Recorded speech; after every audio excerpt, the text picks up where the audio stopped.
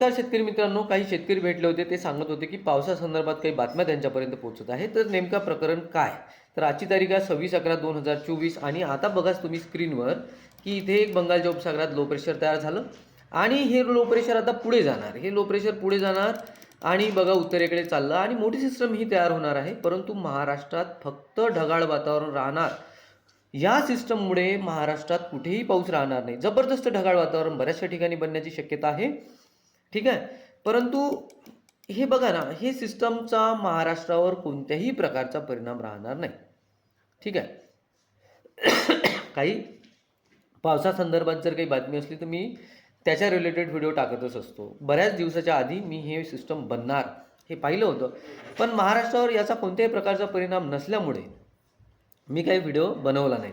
परंतु बरेचसे शेतकरी आता भेटत होते. जसे ऑफिसला येतात आणि म्हणतात की ते सांगतात की पाऊस आहे वगैरे वगैरे आणि काय राहणार वातावरण. नेमकं विचारत होते की 4, 5, 6 तारीख 1 तारखेपासून कसं राहणार.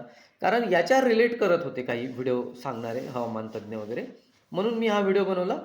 महाराष्ट्रात कोणत्याही प्रकारचा पाऊस नाही. ह्या सिस्टममुळे फक्त ढगाळ वातावरण बनणार. धन्यवाद.